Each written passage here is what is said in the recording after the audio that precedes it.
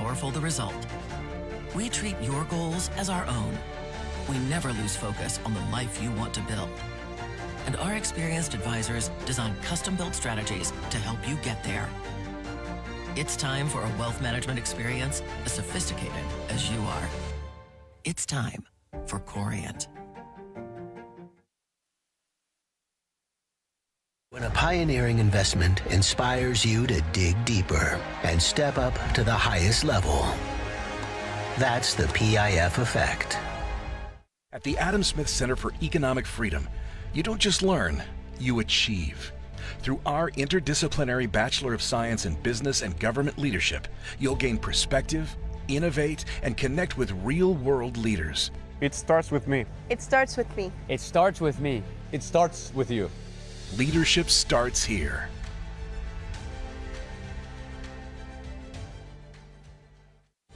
At Corient, wealth management begins and ends with you. We believe the more personal the solution, the more powerful the result. We treat your goals as our own. We never lose focus on the life you want to build. And our experienced advisors design custom-built strategies to help you get there. It's time for a wealth management experience as sophisticated as you are. It's time for Corient.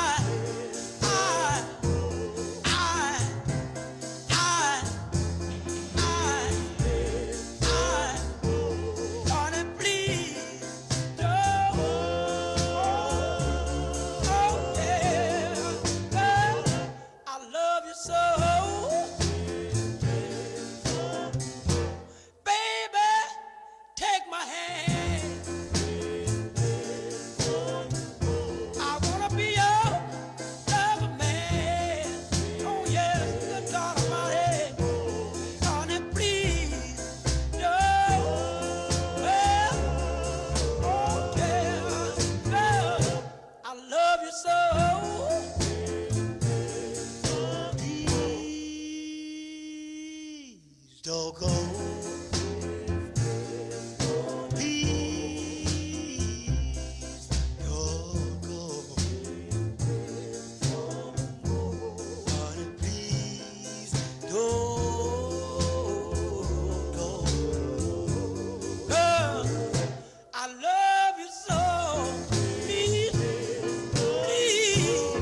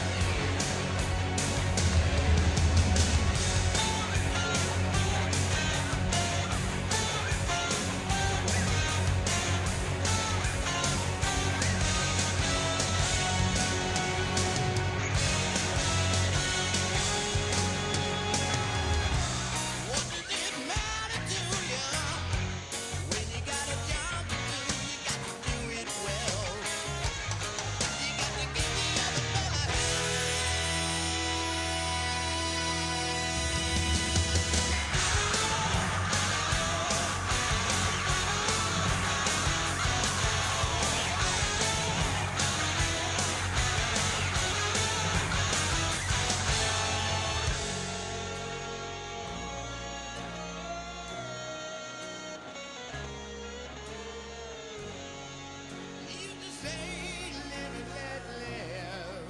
You know you did, you know you did, you know you did. But in this ever-changing world in which we live in, makes you give in and cry. Say live and let die.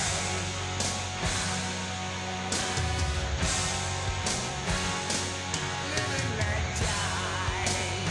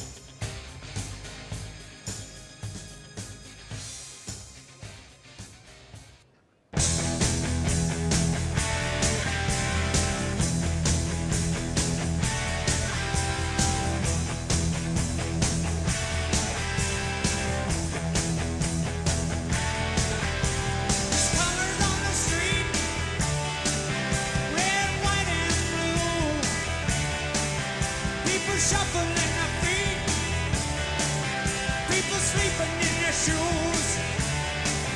There's a warning sign on the road ahead. There's a lot of people saying we'd be better off.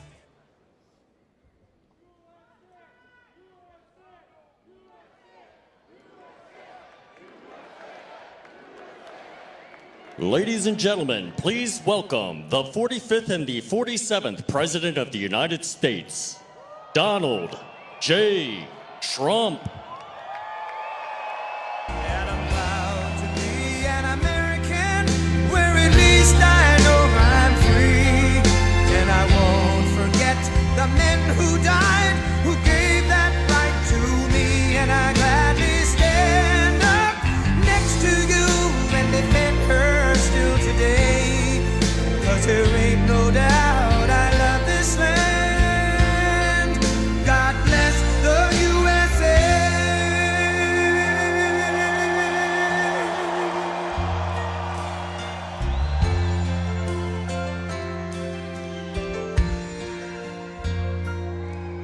From the lakes of Minnesota to the hills of Tennessee, across the plains of Texas, from sea to shining sea, from Detroit down to Houston and New York to LA, where there's pride in every American heart, and it's time we stand and say that I'm proud to be an American, where at least I know I'm free. And I won't forget the men who died, who gave that right to me. And I gladly stand up next to you and defend her still today.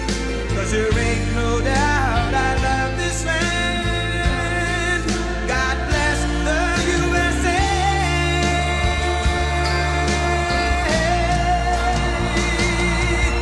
And I'm proud to be an American, where at least I know I'm free. And I won't forget the men who died, who gave that right to me. And I gladly stand up next to you and defend her still today. 'Cause there ain't no doubt I love this land.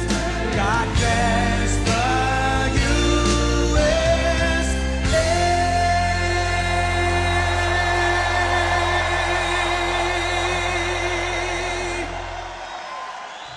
Wow, what a nice group.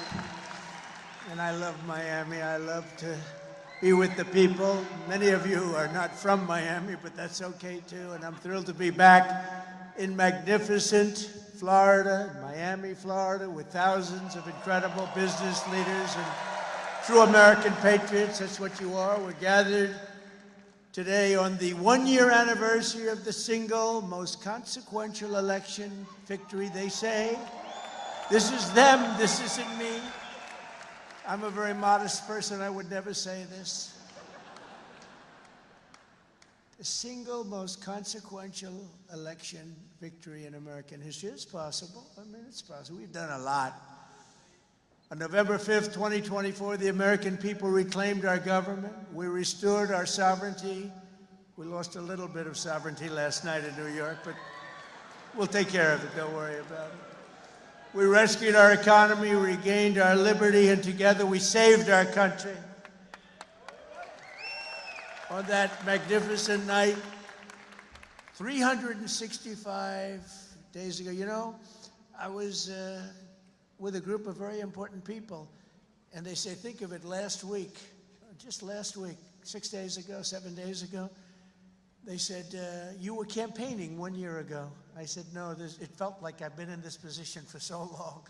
And it's right. At that point, 1 year ago, I was actually campaigning. We did the McDonald's shot. Remember the McDonald's shot? We did the garbage truck shot. And actually, the McDonald's one was the biggest hit in the history of Google. Can you believe that? Number one, the garbage truck did well, but not as well. I guess there's something about McDonald's, right? But it worked, and we won a tremendous election. We won all 7 swing states. We won the Great state of Florida, by the way, by 1.4 million votes, which is unprecedented. Biggest victory ever in Florida, including an 11-point victory right here in a place called Miami-Dade County. We won the popular vote for the first time of any Republican in many decades. We won the Electoral College 312 to 226. And we won 86% of the counties in America. That's a big one. 2,700 to 525. I'd say that's called a landslide, right? We got more votes from African Americans than any Republican candidate in history. We also won a record share of votes from the incredible Hispanic American community. There might be a couple of us left. Biggest vote in history. And above all, we won a resounding mandate to make America great again, which is what we're doing. And every day since, I've been fighting to turn the promise made into the ultimate promise kept. We're going to do our job. We have a big job to do. We've done really well. I think it's the best 9 months, they say, of any president, and I really believe that if we can have a few more 9 months like this, you'd be very happy, you'd be very satisfied. But it's been pretty incredible, with trillions and trillions of dollars being poured back into our country by other countries and other places and people. 1 year ago, we were a dead country. Now we're a country that's considered the hottest country anywhere in the world. It's the hottest country. We are now in the hottest country anywhere in the world. And I'm pleased to report that today the United States has the strongest economy, the strongest borders, the strongest military, the strongest friendships, and the strongest spirit of any nation anywhere. We have the greatest economy right now. A lot of people don't see that. But if you look at what's happening with all the factories, AI, auto plants all over the country being built, that if you would have thought about that 2 or 3 years ago, you would have said it was the opposite. They were all leaving. Now they're all coming in. They're all coming back and then some. And I think that we can honestly say, and I think you're going to see it even more so over the next 12 months, that this is the golden age of America. This is the golden age. In the prior 4 years, crooked Joe Biden oversaw less than $1 trillion of new investment in the United States. So in 4 years, think of it, less than 1 trillion. That was not doing too good. In 9 months, I've secured commitments of over $18 trillion, and we're going to have $21 trillion within the first year. So Sleepy Joe think of that. In 4 years, he did less than $1 trillion. We're going to have 21 trillion in 1 year. I would say it's slightly better. Slightly, just a little bit better. The stock market is set 40-time all-time record highs, and just recently, record high, record high, record high. All of them, all of the different exchanges. GDP growth in the second quarter was an amazing, almost 4%. And as you know, they said, oh, it'll be 2% or 1%. And it's been really helped a lot by the tariffs. It's been really helped incredibly, because this is really a transition period. We went from a horrible, failed country to a tremendous success. It's a transition, and yet we did almost 4%, triple and even quadruple almost every other country anywhere in the world. Think of that. In the third quarter, we're on track to achieve an estimated 4.2, maybe more, who knows. I think if you go a couple of years out, you're going to see numbers like you've never seen, because all of these places that are now under construction, they're being built, they're going to be open, and thousands of jobs, hundreds of thousands of jobs are coming in, even building them. But when they open, that's when you're really going to see the numbers. We're building some of the biggest buildings ever built anywhere in the world. The AI buildings, you know, they show displays of them. They can cover the island of Manhattan. They're so big. They literally can cover the island of Manhattan. In 9 months, we've lifted over 600,000 Americans off of food stamps, which is a record. 1.9 million more American-born workers are employed today. Think of that. Almost 2 million American-born workers are employed today, more than when I took office. That's 9 months ago. Can you imagine that? And I tell Republicans, if you want to win elections, you got to talk about these facts, you know. It's really easy to win elections when you talk about the facts. And we have more people working now than at any time in the history of our country. Right now, we have more people working. These are things you have to talk about. It doesn't just happen. You got to tell them. It's wonderful to do them, but if people don't talk about them, then you can do not so well in elections. Wages for workers are rising at the fastest pace in over 60 years. Those are workers, and that's what we love. We love the workers. Since I took office, wages for the typical factory worker are up $1,300. Construction workers' pay is up $2,200, and miners are up nearly $5,000 this year alone. And that's good because it's not, you know, such an extra cost to the company. It really isn't. Somebody would say, oh, well, it's going to cost more. The fact is that they're doing such business like they've never done. You're going to start seeing numbers coming out very soon that are going to blow your mind. Under Biden, we had the worst inflation in modern history. We had inflation that was so bad, costing the typical family about $33,000 over a period of time. Their policies send food prices up 23. They come in, you know, when I first came in, I was in for 3 days, and one of the fake news members, they're all back there. That's a lot of press. Fake news. They said, egg prices are through the roof. I was there for 3 days, and this maniac, this lunatic person, happened to be a woman. Sir, what are you going to do about egg prices? And they'd gone up like 4 or 5 times. I said, well, you just told me it has a problem. And people weren't buying Easter eggs. You believe it? I said, we're buying Easter eggs for the White House, for the egg hunt, the famous egg hunt. But within a couple of months, we got them down. We have a great Department of Agriculture headed by Brooke Rollins, and we did a great job, and we got them down to the level they originally were a long time ago. Now we have that in just about everything. And if we don't have it, we get them down. Their policies sent food prices soaring 23%, the Biden policies. And it wasn't him. It was the people surrounding him around the desk. He didn't know what the hell he was doing. Biden. How the hell did that happen? Well, I know how it happened. A rigged election. That's how it happened. Think of the damage done. Although I must tell you, but this is a much more powerful term. I mean, this is a much better term. In one way, it's bad to see how bad people... You're going to see the same thing in New York, by the way. You watch what happens in New York. Terrible. But you're going to see that same thing. And I hope it doesn't happen, but you're going to see it. Gas prices are surging to $5 a gallon, and even higher, and mortgage rates skyrocketed by 152%. But under the Trump administration, all of that is changing. Prices are coming down very fast, and we're bringing them back to the beautiful part where you can have, and you can truly say, we're talking about the American dream again. You didn't used to hear that term. You heard it during my 4 years, and then it disappeared. Now you're hearing it again more than ever. Because we had the most successful economy in the history of our country during my first 4 years. We rebuilt the economy, cut the biggest tax cut in history. We had the biggest tax cut in history, the biggest regulation cut in history. That's why we had the great economy. And now, the only difference is we're doing better this time. Actually, we're going to have a bigger, better, stronger economy than the first 4 years.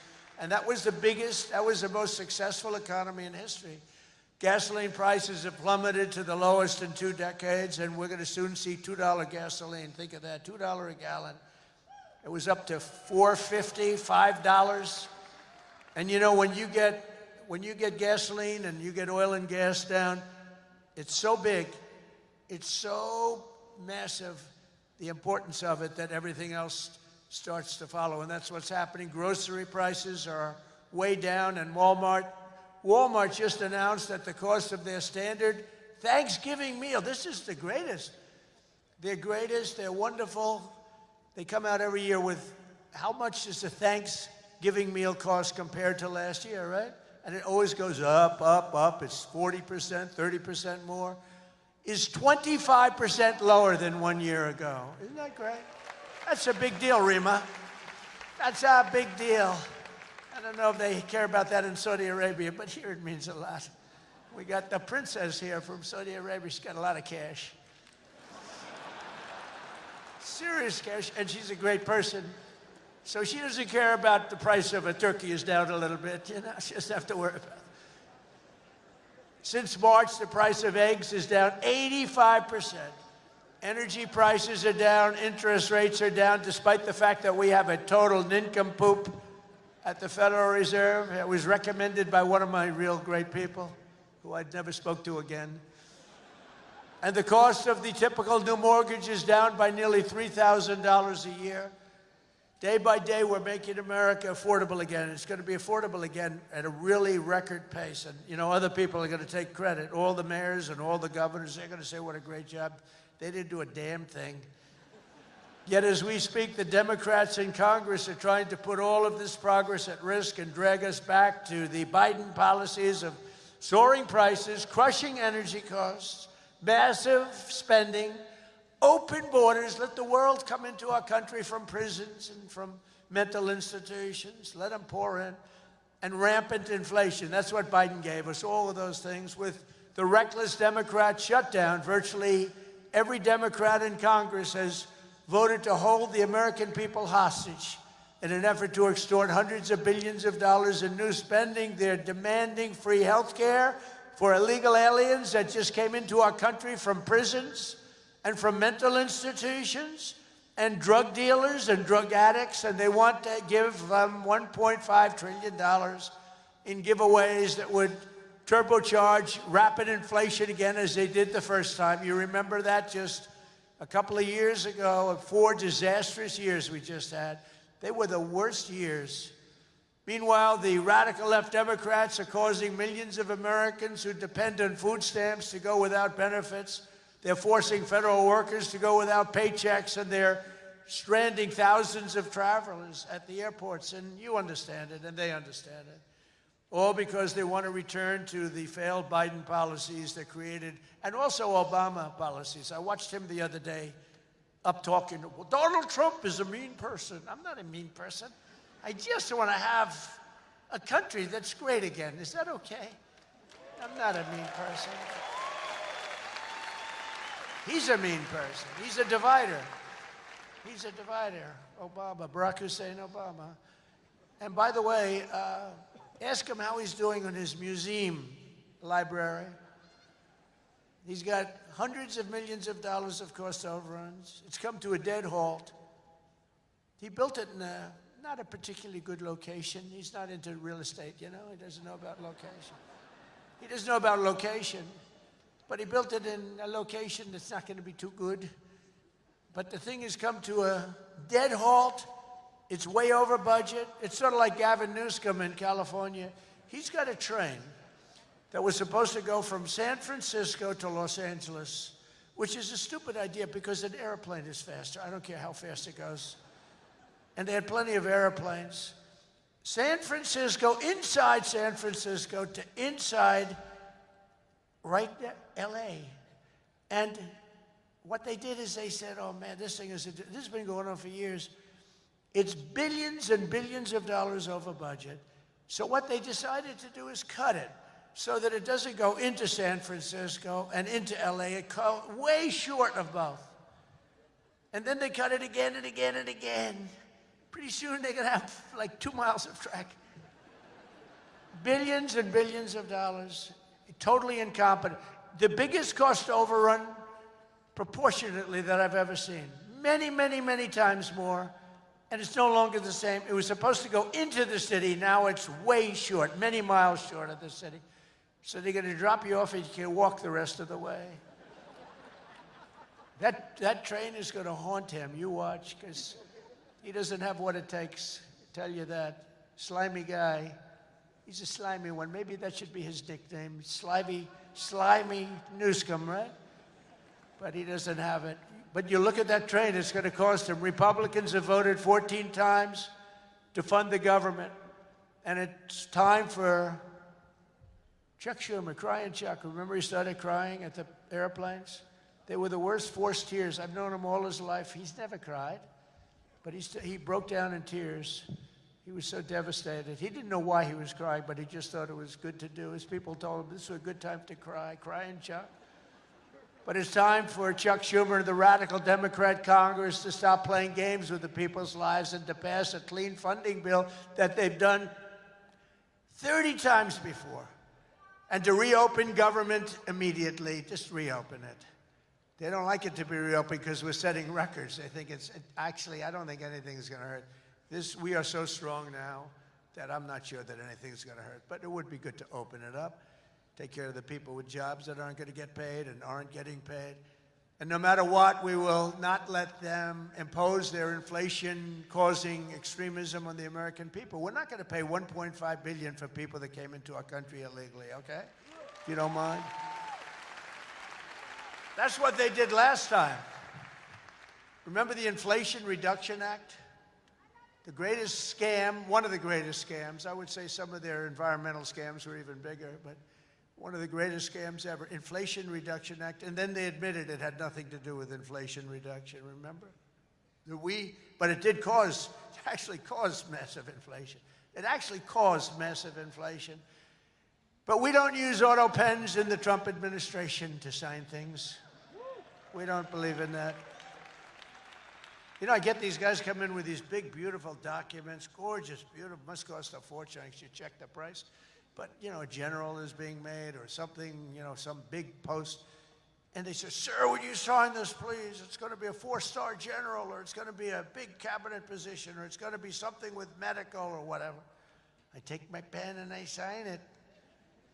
In his case, they walk it into a room and they give it to somebody who's no idea who Biden is. But Biden doesn't have any idea who he is either. And they have a machine sign it, the auto pen. And all of the pardons, he gave thousands of pardons to people. He had no idea about it. He didn't know about it. And therefore, all those pardons are void. You know, you have to have, it's a very complicated thing if you're going to use a machine. You have to do it properly. And he didn't have any idea what was happening. And this is what we had as a president. We don't want that. You have the opposite right now. I don't want to be braggadocious, but you have the exact, I know exactly what's happened.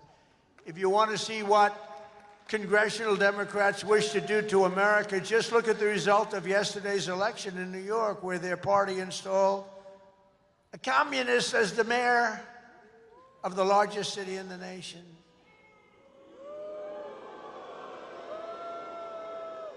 Remember, I've said we will never have a socialist elected to any post in our country. I used to say that, and I was right. We skipped socialist and we put in a communist instead. That didn't work out too well. But as I've warned for many years, our opponents are hell-bent on turning America into a communist Cuba or socialist Venezuela, and you see what happened to those places. For generations, Miami has been a haven for those fleeing communist tyranny in South Africa. I mean, if you take a look at what's going on in parts of South Africa, look at South Africa, what's going on. Look at South America, what's going on.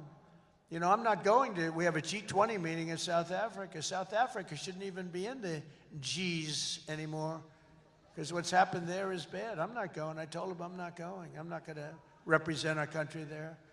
It shouldn't be there.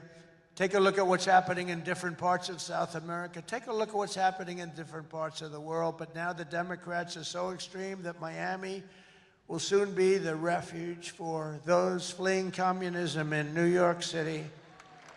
They flee. They flee. Where do you live? New York City, but I'm trying to leave because I don't want to live in a communist regime. I hope it works out for New York. I love New York. I love New York. When I left New York for the White House, it was good, except we had, you know, the telltale signs of trouble because we had a guy named de Blasio. Do you ever hear of him as mayor? He goes down as probably the worst mayor in history. Then he went to Harvard to teach government. Do you believe it? They took de Blasio, and they took that mayor from Chicago, the woman, the one that gets her hair done very expensively, right? Beautiful hair. She got beautiful, luxuriant hair. And they took her, and she's teaching at Harvard. They're teaching government. And then you hear about Harvard. We're trying to work a settlement with Harvard right now for about, like, a lot of money. I won't tell you what, but you'll be reading about it pretty soon. Because what they've done to Jewish people and what they've done to others is pretty bad, I'll tell you. It's pretty bad. Going to cost them a lot of money.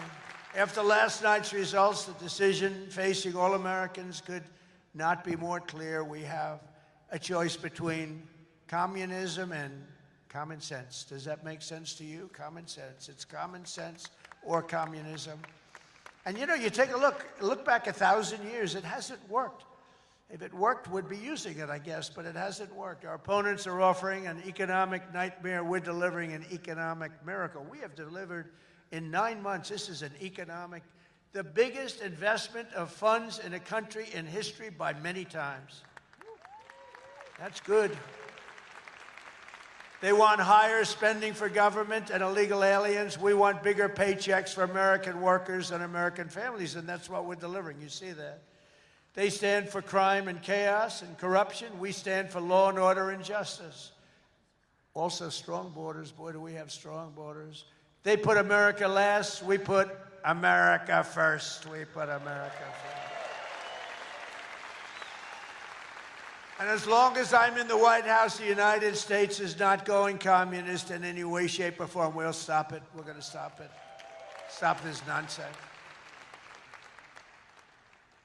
You know, I said they were voting last night. You could have a communist or a thug. A communist, and they took the communist, you know. It's pretty amazing. We could have done a little better in terms of candidates.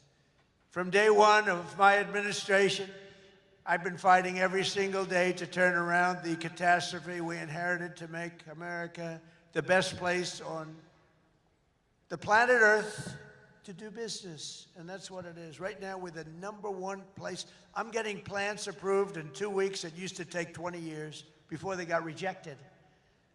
You'd have young people start off. Their whole business was getting a certain plant accepted. 22 years later, they're ready to retire and they haven't gotten it. And then they go to a vote and they get rejected after 22. They wasted a whole life looking for an acceptance. We do it in 2 weeks. We make sure it's good. We make sure it's great and proper, environmentally sound. It takes 2 weeks. My goal is to have the best tax rates, the lowest energy cost, the lowest regulatory burden, the most advanced technology, and the fairest trade deals anywhere in the world. You know, we're leading China. We're leading everybody by a lot in AI. And this was my idea, so I'm very proud of it. I said, build your own electric. People would come. We need more electric grid, sir. The electric grid's 200 years old. We need more electric grid. It's old. The electricity that the AI plants need alone is double the entire electricity that we have in the country right now. Can you believe it? So I had this idea. I said, we can't fix the old grid that much. We'll fix it up. We'll keep it going. A little Band-Aid here, a little Band-Aid there. It's old. And I said, here's what we're going to do. We're going to let these geniuses build their own electric generation. So they are building their own electric utility plants. They become a utility, if you think about it. They're building the utility and the electric right alongside. This is where they have their transformers and everything. They're building the most expensive electric plants you've ever seen, generating plants. Some by nuclear, some by oil and gas, some by coal as a substitute. They're building them right next to their plant, and they're incredible. People say they've never seen anything like it because these minds are genius. To them, an electric plant is not complicated. To them, an electric plant is better than the people that produce electricity, although Florida Power and Light is doing a lot of plants for people. They're pretty advanced, I have to tell you. But they're building their own juice next to the plant. Isn't that sort of a cool idea? And you know, when I first proposed that, they came into my office with, you know, they have unlimited money, but they were trying to figure out how they can build it because they had no electric of any consequence. And I said, you're going to build your own plant. I'm going to get you your approvals in 2 weeks, 3 weeks, maybe a month if I'm slow. We have a great man, Lee Zeldin, in charge of the environment. He's incredible. And he's tough, too. He's very tough. But they have their approval in 2-3 weeks. You know, they're dealing with the best experts in the world. They know what they're doing. It's amazing when you see some of the stuff come in, designed by guys with 190 IQs, and then you have an inspector who's not quite as smart as that, inspecting it to see whether or not it's okay. And he has no idea what he's looking at. No idea. But I said, you're designing your own electric plant. And they didn't believe it. come in 2 weeks later, they say the biggest problem is electric. I said, you can design your own plant. And we're going to have your approvals within 2 to 4 weeks.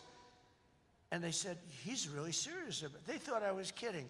It was so good, they couldn't believe it. They'd leave and they couldn't believe it. It took me 2 or 3 times to say it. Yeah, they're designing their own electric plants, and it's unbelievable. And then they're going to sell their excess electricity back into the grid. So we benefit in that way too. In July, I proudly signed into law the largest tax cuts in American history. Now, that's the second time. I did it the first time, but these are even larger, the great, big, beautiful bill. And that includes no tax on tips, no tax on overtime, no tax on Social Security for our great seniors, no tax on Social Security. I wonder which is the most popular of the no tax on tips. You know, I was in Nevada, in my building in Las Vegas, and I had this beautiful young waitress come up to me. I never talk about beauty anymore because politically, if you mention somebody's beautiful, that's the end of your political career. So I don't mention that she was beautiful, but she was beautiful. And she came up and I said, how you doing? Oh, sir, I'm not doing well. The government is horrible on tips. I said, really? How do they tax? They tax tips? They tax us and they go after us. I've never seen anything like it. It's made my life miserable. Sir, there should be no tax on tips. She said to me, no tax on tips. I said, say it again. She said, sir, there should be no tax on tips. So we had a lot of the fake news waiting for me outside of the restaurant. So I went out, I said, ladies and gentlemen, I have an announcement to make. There will be no tax on tips. That's how it all started. And I won Nevada. I won Nevada. Because, you know, in Nevada, every job is basically, you know, you're a waitress or you're working in a hotel. No, that's how it started. So it was amazing. We won Nevada easily, which is usually not a stronghold for Republicans, but it's become a stronghold. So I want to thank the waitress. She did a great job. But when she said those words, sir, there should be no tax on tips, it's amazing. Somebody else would hire a consultant, pay them millions and millions of dollars. They'll come back. And they'll say, sir, I think you should absolutely tax tips. And you'll lose the election. But we also have 100% expensing for all new factories, plants, and equipment, so your businesses can write it off all in 1 year, and that's a lot of jobs you're doing and producing. That was, to me, the biggest thing in the first bill. But this is even better because this goes for a 10-year period. Upon taking office, I signed an executive order requiring that every new regulation, every time we issue a new regulation, think of this, 10 old regulations must be eliminated simultaneously. So if we give you one, you get rid of 10, and so far, for 9 months, we're exceeding that, and it's 30 to 1. For every new one we give, they're getting rid of 30 old, broken down regulations. And we've slashed nearly $1 trillion worth of regulatory burdens. We have regulations that are so old, and nobody uses them, but they stymied a lot of production, a lot of jobs. And I did it the first time, and we had the largest regulation cuts in history, and now we're exceeding it this time. So it's big.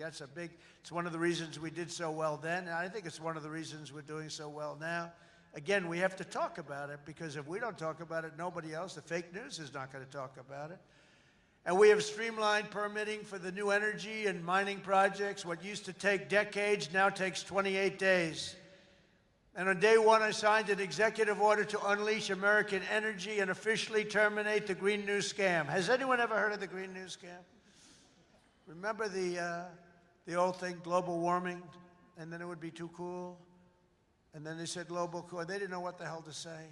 So they came up with the greatest, climate change.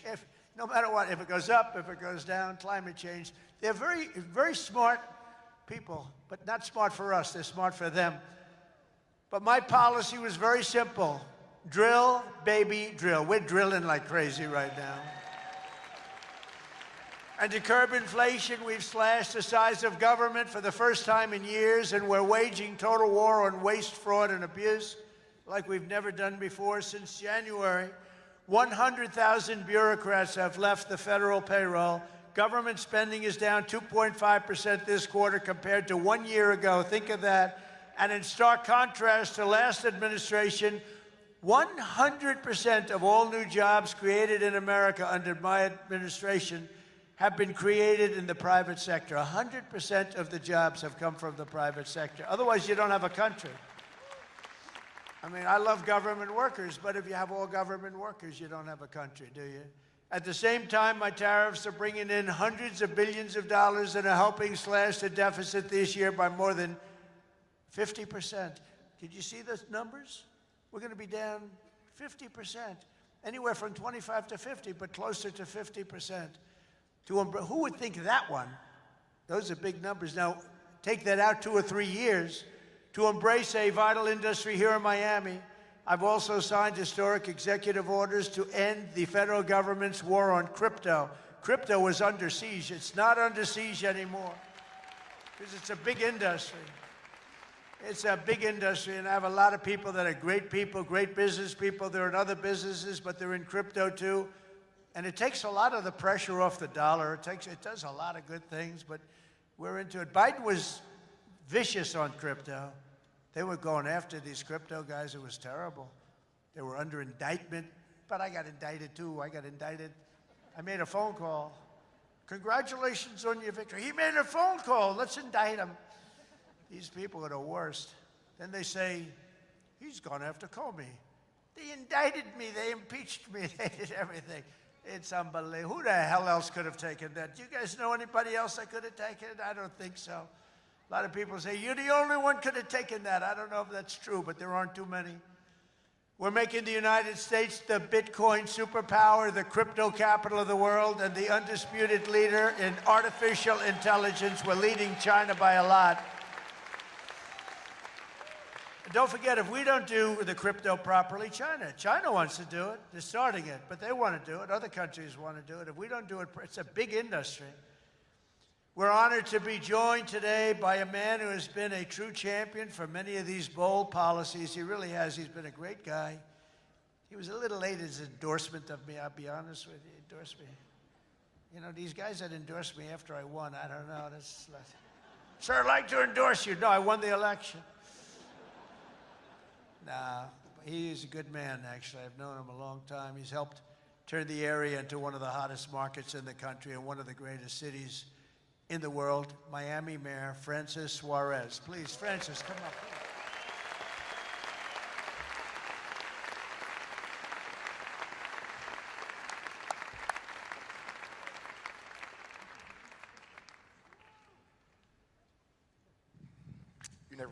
You're never gonna let me forget that one, huh?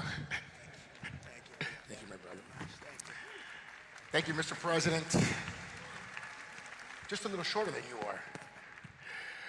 Oh, it's truly a great honor to be here with you this afternoon and to have you here once again in the great city of Miami. Your leadership and your vision have shaped not only our nation, but also the future of our city.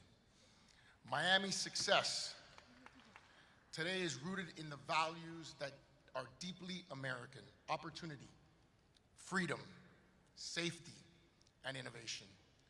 These are values that you have championed with conviction, and they are the same values that have made Miami a symbol of what's possible.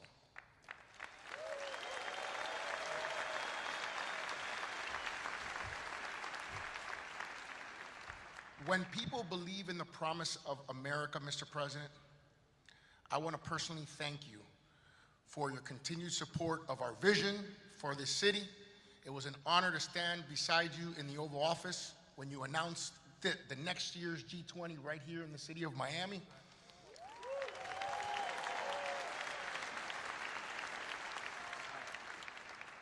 Thank you for choosing our city to host what is perhaps the most important and consequential gathering of leaders from around the world.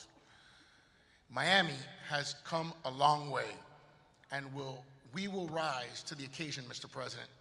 On behalf of the people of Miami, it is my privilege and honor here, on behalf of my wife, the America Business Forum, Nacho, Sergio, and everyone, to give you like real estate, right? I do. Yeah. This is a key that opens some really nice presidential library real estate.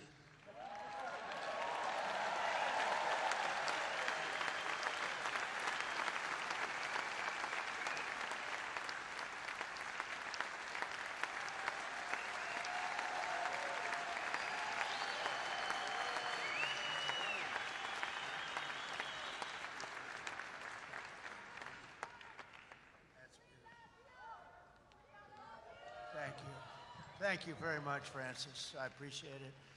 And you know, he's really a special guy. I'm going to take this, I'm going to put it in the White House, and then I'm going to move it to Doral in about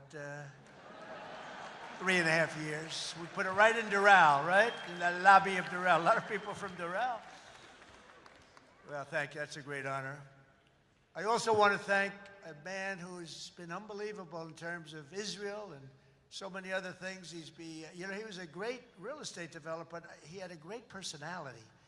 And you need a personality for this. And I said, he's just as good as there is, and he's done so well. And you look at what's happened with Israel. We have peace in the Middle East. Can you believe it? Peace in the Middle East. And he's special envoy Steve Witkoff. Steve, where are you, Steve? Wherever you may be. Where are you? Steve, thank you. What a job you've done. Thank you very much. What a job he's done. That guy's got that personality. Now, I wanted a deal maker, but, you know, a lot of deal makers don't have good personalities. You end up in a war. They make the deal, but you end up in a war. This guy, everybody loved him for years. I've known it.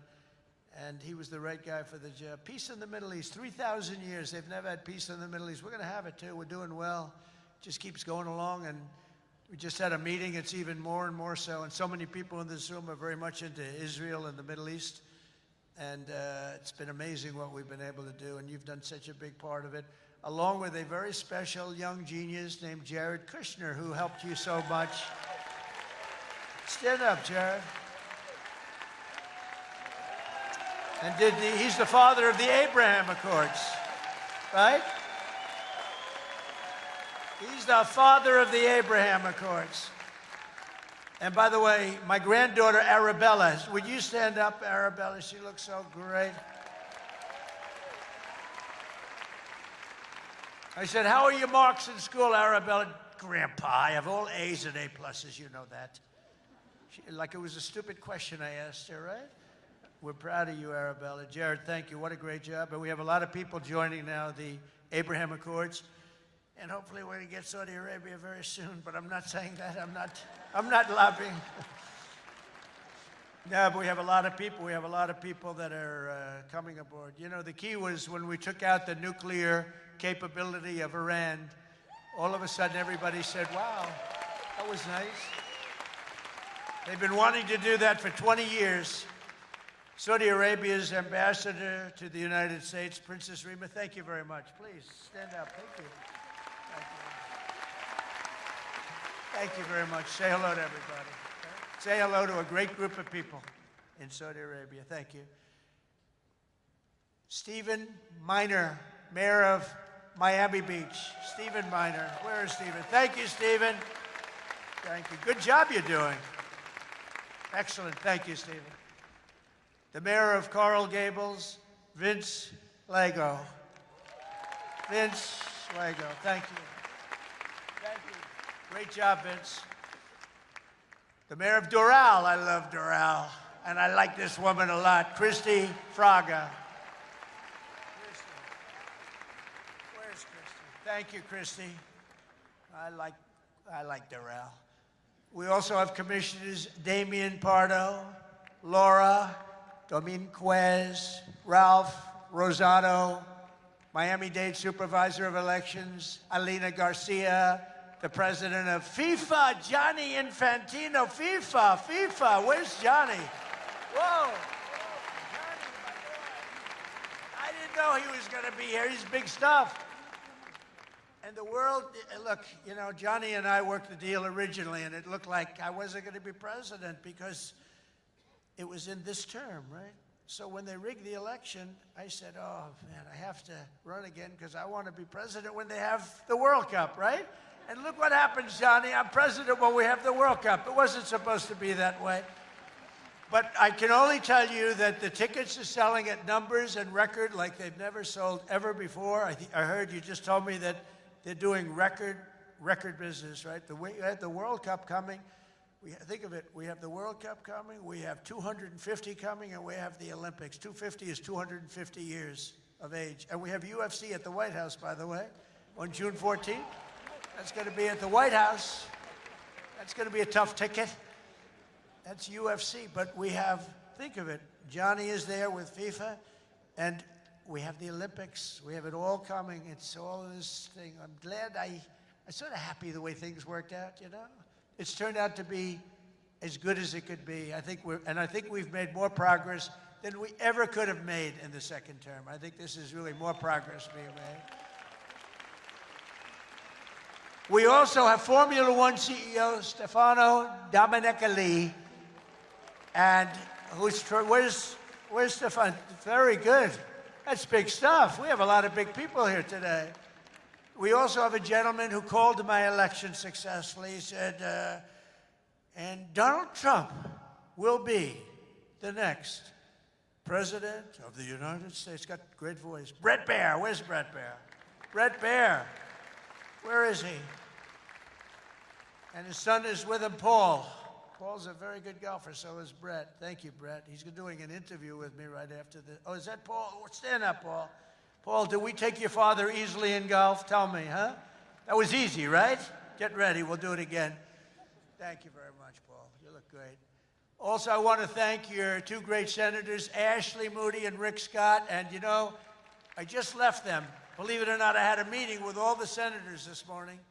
I gave them my vision because, frankly, it's always nice to have good vision. And they are two terrific senators, and they're in Washington working hard, and they were going to come. And I said, do me a favor, stay back and work on the things you're working on. They're working on really things. And Ashley is in the election. Rick just won his election. They're two great senators that you have right here in Florida. So that's really good. And they're working to make America great again. So I said, stay back in Washington. Together with many of the people here today, we've achieved more in 9 months than most administrations achieve in 8 years. It's true. We've really done a lot. We inherited the worst border in history, and within a matter of weeks, we turned it into the strongest border anywhere in the world, and they have some pretty strong borders, but we have literally no people coming through.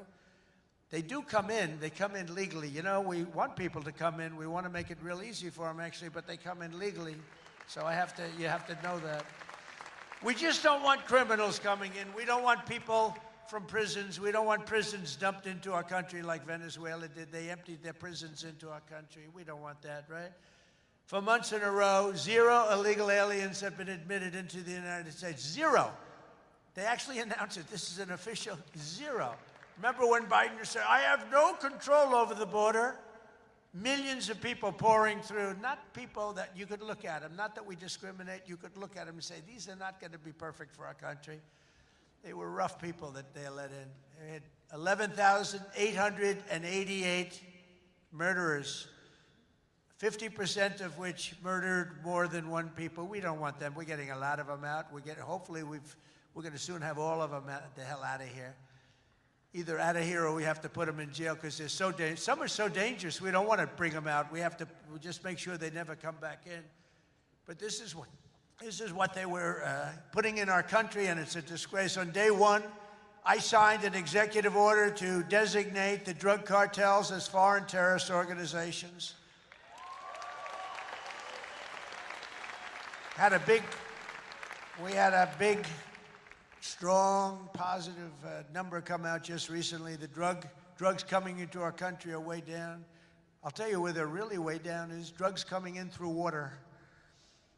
People are saying, no thanks. I don't think I want to ride in that boat today, please. We want you to take these drugs into the United States. You know what? I think I'll take a pass, sir. The drugs coming in by border are not much. Every boat that we hit kills, think of this, if it gets through, kills 25,000 Americans plus, but 25,000 Americans. Every time we hit a boat, we save 25,000 lives. Got to look at it that way. And we're arresting and removing thousands and thousands of dangerous gang members, MS-13, Tren de Aragua, all these gang members are being thrown the hell out of our country. And if you look at Washington, D.C., it's now a safe community. We're in Memphis now, and within 2 weeks, all of a sudden, it's like a safe community. It's really made unbelievable progress. And we're blowing up cartel terrorists. We're blowing them up linked to the Maduro regime in Venezuela and others. Look, it's not just Venezuela. But a lot of things are coming in. Look, Venezuela emptied their prisons into our country. Nobody wants that. They emptied their prisons into our country. We're liberating our cities from the scourge of violent crime, making our country safe and beautiful again. We're starting in our capital, Washington, D.C., which right now you can walk through the middle of Washington. You have no problem. 6 months ago, that wasn't the case. 1 year ago, it was a disaster. But law enforcement, our military has done an incredible job, actually. It's a safe, very, very safe city again. And it's been beautified. We're putting new medians in. We're covering the roads with nice, clean, beautiful asphalt. We're redoing the grass in the parks. It's really becoming beautiful again, and it's safe. We don't get calls that, think of it, call to the parents, your son, sir, has been killed. He came to see the Lincoln Memorial and he's dead. No, that's not happening anymore. We run it tough. We run it very tough. Sometimes you have to be a little tough to get rid of. These are thugs. These are bad people. We're bringing them the hell out of our country where they came from. We renamed the Department of Defense to the Department of War. And well, if you think about it, after the Second World War, they changed it to defense, right? So we won the First World War. We won the Second World War. We won everything in between and everything before. Never lost a war. We still don't lose wars. Sometimes we don't fight to win. You know, we'll stay around the country for 15 years, just bomb the hell out of everybody, make everybody miserable. Nobody knows why we're there, you know, the wars that never end. But we made it clear that the days of political correctness in our military, they're over. We don't want to get into wars. I rebuilt the military. We have the strongest military by far in the world. We make the best equipment, the best missiles, the best rockets, the best everything. We redid our nuclear. We're the #1 nuclear power, which I hate to admit because it's so horrible. It's such a horrible situation if it ever has to be used. Russia's second. China's a distant third, but they'll catch us within 4 or 5 years. They want to catch us, and they'll be able to catch us. And we're maybe working on a plan to denuclearize the three of us, so we'll see if that works. But we have the strongest military anywhere in the world by far. We're investing $1 trillion in the United States Armed Forces this year. It's the biggest amount we've ever invested, and the spirit of service members is soaring like never before. We used to have recruiting shortages a year ago. You remember, you couldn't get people to join our military all around the world. You couldn't get them to rejoin. You just couldn't, no matter what you do. That we were way short. Now you can't get into our military. The waiting list, you have waiting lists to get into our military because we have spirit in our country. And all around the world, America's making peace, and we're really making peace through strength because they know they're not going to mess around with us. Nobody's going to mess around with us. You saw what happened. We made a deal with China last week, and we made a deal with Japan last week. We made a deal with Malaysia. They helped us so much. All great economic deals, all great. Great for everybody. In 8 months, I ended 8 wars, including Kosovo and Serbia. The Congo and Rwanda, that was going on for a long time. Pakistan and India. You know, I was in the midst of a trade deal with both of them. And then I read on the front page of a certain newspaper, I said, I don't know, mention the newspaper because it's usually fake news. But I heard they're going to war. 8 planes, 7 planes were shot down. An 8th was really badly wounded. But 8 planes were shot down, essentially. And I said, this is war. And they were going at it. And they're 2 nuclear nations. I said, I'm not going to make any trade deals with you guys unless you agree to peace. No way, this has nothing to do. I said, it has everything to do. Your nuclear powers. I'm not trading with you. We're not making any deals with you if you're at war with each other. A day later, I get a call. We've made peace. They stopped. I said, thank you, let's trade. Isn't that great? Tariffs did that. You know what? Tariffs. Without tariffs, that would have never happened. Israel and Iran, Egypt and Ethiopia, Armenia and Azerbaijan, and Cambodia and Thailand. All of them were in war, starting war. Some of the wars were 32 years old. One was 38 years old. Amazing. They tried to, President Putin, I spoke to him 2 weeks ago, and he said, on the one, He said, we've been trying to settle that war for 10 years. We weren't able to do it. You got to settle. I got some of these things settled in an hour. No help from the United Nations at all. The only thing I got from them was a blank teleprompter. Remember I went up there, Princess? Ladies and gentlemen, on behalf of the United States of America, President Donald J. Trump, I'm looking at the teleprompters, and I have all my friends, including your family, sitting out there, 158 leaders, some in beautiful silk white robes, others in bad shirts, bad ties, and some in beautiful shirts and ties. But they're all the leaders, 158 leaders. And they're saying, President, and I'm walking up to the President Donald J. Trump, and I'm looking at the teleprompter, stone cold blank. They did it on purpose. And I think I gave my best speech. That's what I was told.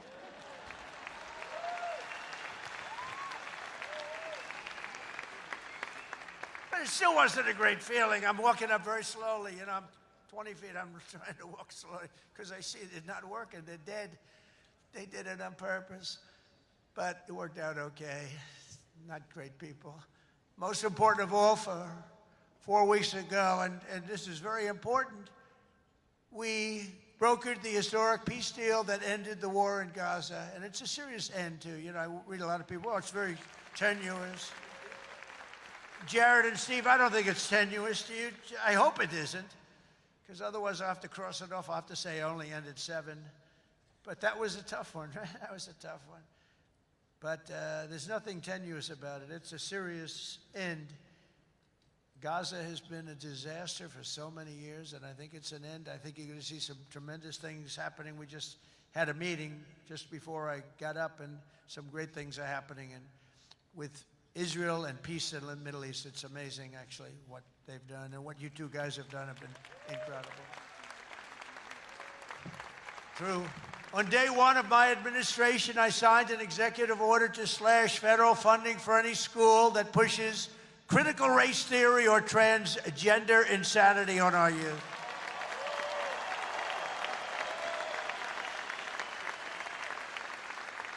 And we completely banned the chemical and surgical mutilation of our children. Think of that.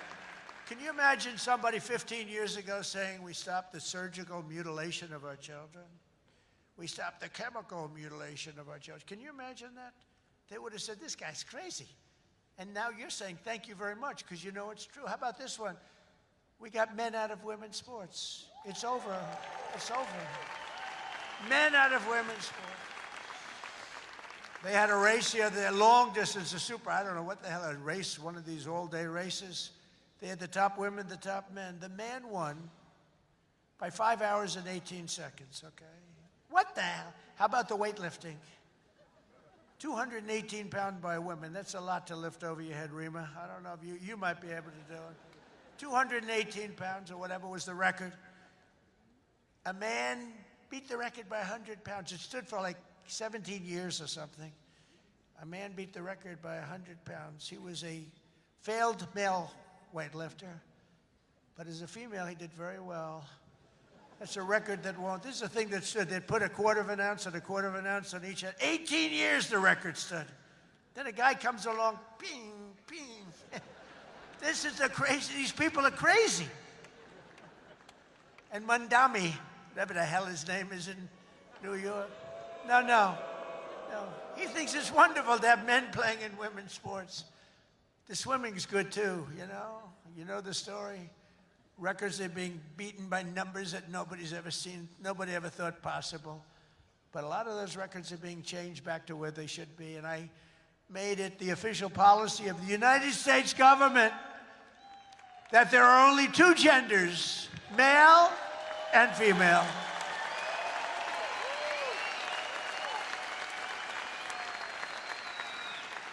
And we're restoring the name of a great president, William McKinley, to Mount McKinley, the beautiful Alaska mountain I renamed. Think of that. They took the name of McKinley. He was a great president. He was assassinated. He was a great president for tariffs. He was the tariff king, and he made our country very rich. And then Teddy Roosevelt spent the money on the Panama Canal and many other things. And everyone thinks Teddy was a great president. He was. But the one who built all that money was McKinley. So we renamed the mountain back to Mount McKinley. Is that okay? I think so. You know, I'll tell you what, who's happy about that is the great state of Ohio. He was governor of Ohio and became president, did a great job, made the country very rich. He was killed. Mount McKinley was named, and then the name was taken off, and we put it back on. And I renamed the Gulf of Mexico to the Gulf of America. That was an easy one. That was an easy one, Johnny. That was easy. You know, I looked, we have 92% of the show. I used to say when I was a child, I'd say, how come it's called the Gulf of Mexico? It's mostly America. You know, all the way, it wraps around Florida, all the way up. It's 92% of the shoreline. I said, I think to me it's the Gulf of America. Little did I know I'd have the chance to do it. I did it very quickly. For years, our country was run by radical scoundrels and far-left bureaucrats who created one catastrophe after another, wrecking our economy, erasing our borders, and surrendering America's power and standing all over the world. But after just 1 year since that glorious election, I'm thrilled to say that America is back. America is back. Bigger, better, stronger than ever. And in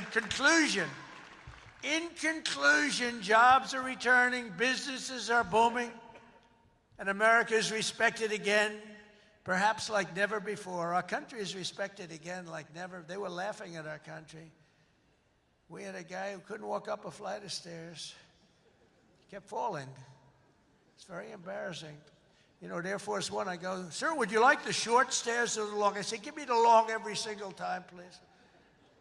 The short ones, they call them the children's stairs. I don't want the children's stairs. Doesn't look so good coming out of the children's stairs. Now, if the weather's bad, it's okay, right? If you don't mind.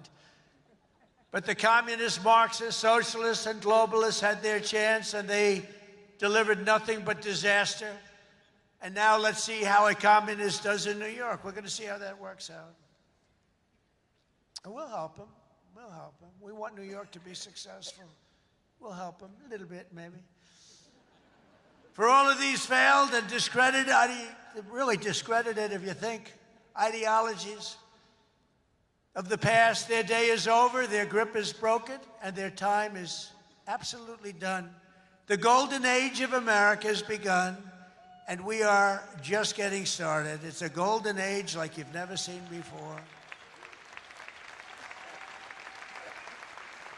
From the steel mills of Pittsburgh to the oil wells of Houston, from the car plants of Detroit, and those car plants are pouring into our country, to the coal mines of West Virginia. Those coal mines are opening up one after another. Clean, beautiful coal. You're not allowed to use the word coal unless you say, in my administration, unless you use 2 words before it.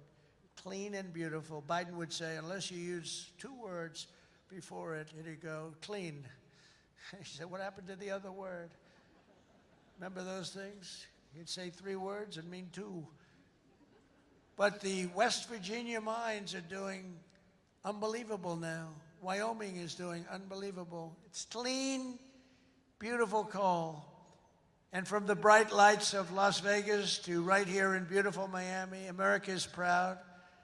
America is confident. America is growing and successful. America is a great nation again. We're a great nation again. It's happened faster than I thought. I'll be honest again. We're respected by everybody. We are really, you see the way I get treated. I get treated that way. I guess a little has to do with me, but a lot has to do with the fact that I'm representing this country. America is respected again. America is a great nation again. The American dream is surging back to life, and we will never let the American dream die. Together we will make our country stronger, richer, safer, freer, and greater than ever before. And every day my administration will fight, fight, fight, and America will win, win, win. I want to thank you, Miami. I want to thank you, Mr. Mayor. I want to thank everybody for being here. God bless you, and God bless America. Thank you very much. Thank you, everybody. Thank you.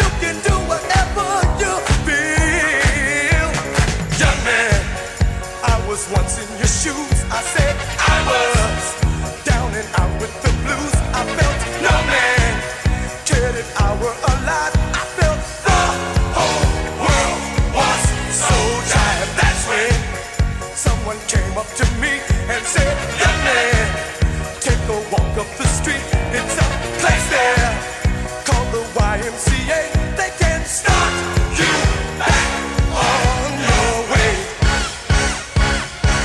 It's fun to stay at the YMCA. It's fun to stay at the YMCA. They have everything fundamental joy. You can hang out with all the boys. YMCA. It's fun to stay at the YMCA.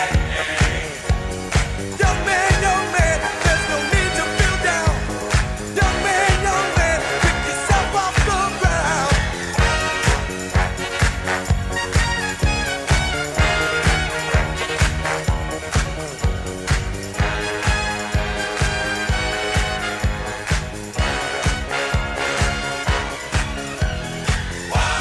YMCA. It's fun to stay at the YMCA. Young man, are you listening to me? Young man, what do you wanna be? YMCA. You'll find it at the YMCA. No man, young man, does it all by himself. Young man, put your pride on the shelf. YMCA. And just go to the YMCA. Young man, I was once in your shoes. Young man, I was down with the blues. There are moments when opportunity comes knocking and you have the chance to say yes. When things that previously seemed impossible are now within reach. As a dedicated financial partner, we help you accomplish your largest business goals and realize your most cherished personal dreams, bringing your possibilities a little closer.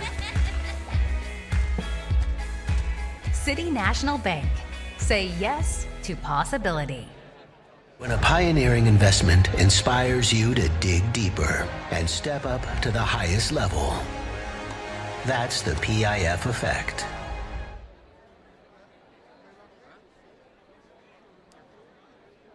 Our live broadcast to the world will resume shortly. The America Business Forum continues with the live show after the countdown.